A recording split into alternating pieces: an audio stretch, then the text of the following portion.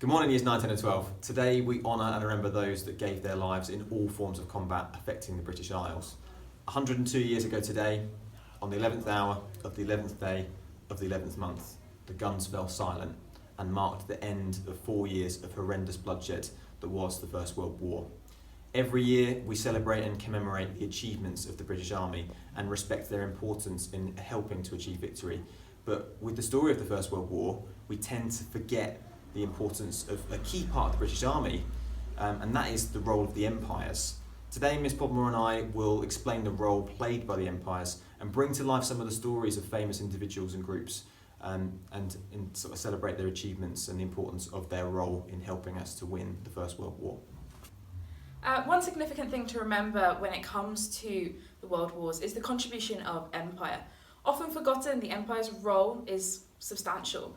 The creation of empires led to increased tension among the European powers. The owning of land globally was a signifier that countries were successful, and most European countries were keen to show their power and strength through owning empire.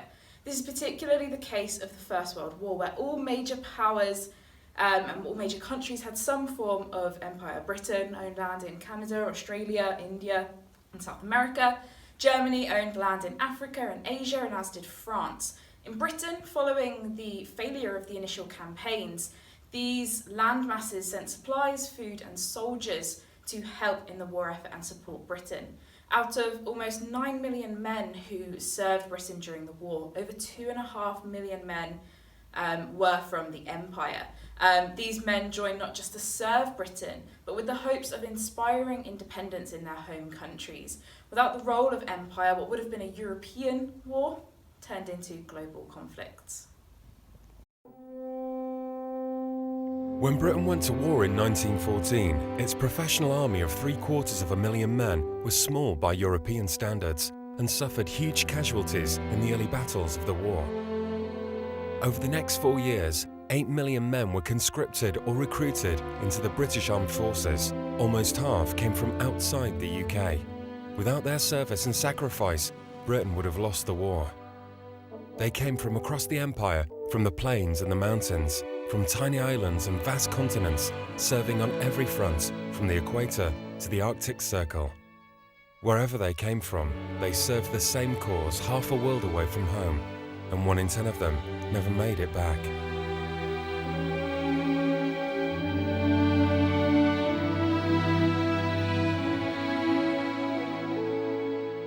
The role of propaganda played a significant part in encouraging men from the empire to join. Propaganda was created with the sole purpose of encouraging men to join up from across the empire and within Britain itself, from promoting the idea of a man being able to fully change himself in just 10 days if he joined the army, to promoting fear of the German Empire taking over their land and Germany being much harsher than Britain. Other pieces of propaganda promoted the idea of Britain as a lion, reliant on its countries from the empire, the lionesses, for its strength. These pieces of propaganda emphasised the British government's desire to grow their military and the necessity to go to the empire in order to achieve this. One of these men is a man called Khudadad Khan. Khudadad Khan was one of 3 soldiers from Pakistan and the first soldier of Indian origin to be awarded the Victoria Cross. This is significant as the Victoria Cross is the highest level medal you can get in the British Army, and it's often awarded for extreme acts of bravery and courage or self-sacrifice. In Khudadad Khan's case, he showed bravery and self-sacrifice. By October 1914, the 129th Baluchis, an Indian regiment, faced the advancing Germans under terrible conditions. They really had absolutely nothing to go on. In fact, they were actually outnumbered 5-1 by the Germans. The Germans attacked on the 30th of November and many Indian soldiers were killed. Khudadad Khan's machine gun crew, alongside one other, stayed behind to fight off the German attack. Khudadad Khan was actually injured in this and he stayed. He was the last one left.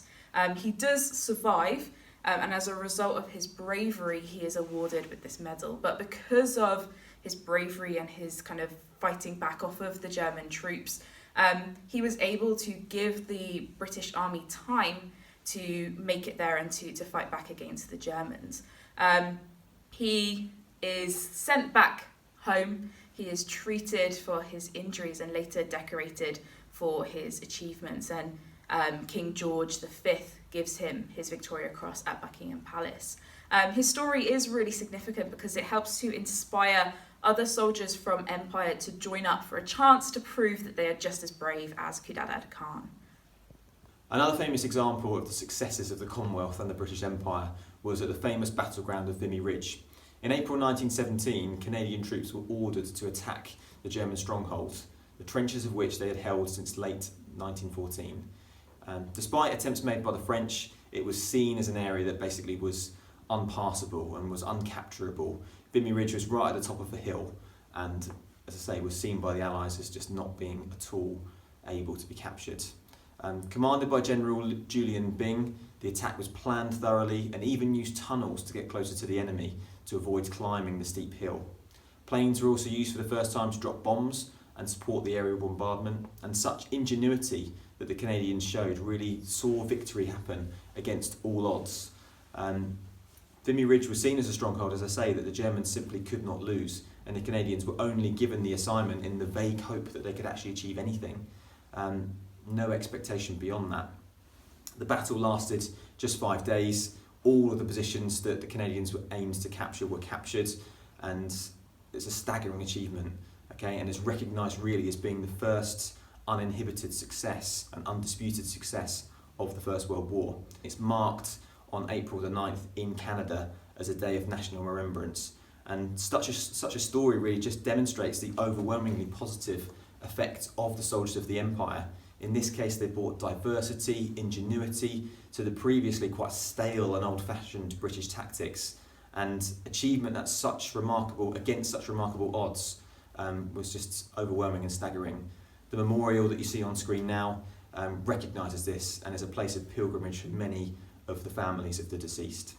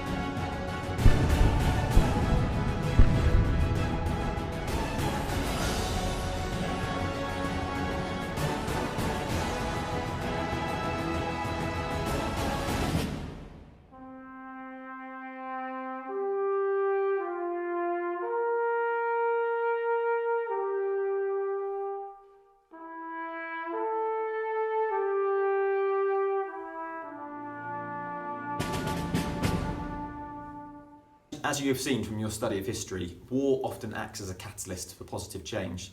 Empires had been a large core of the First World War, and at the end of the war brought about a change in attitude, a change in opinion towards empires from the traditional great powers and from the people of the empires themselves. Following their efforts, the colonies rightly demanded positive change and ultimately independence to govern themselves, a movement that started to see the end of empires and the end of the control of the British Empire, who had controlled dozens of countries during the First World War. Rightly, their independence was given and the ability to self-govern themselves, and Britain working with them rather than simply controlling them. And this was a process that carried on even after the Second World War. This brings to the end, really, our assembly today from myself and Miss Podmore. We hope you found it useful and informative and hearing a different and untold perspective, really, of the First World War and of Remembrance. Please wear your poppies today with pride and observe the minute silence carefully during period 2, and spend some of that time thinking and reflecting upon the importance of every soldier that's helped this country in all conflict during the First World War and afterwards. Thank you very much. Have a good day.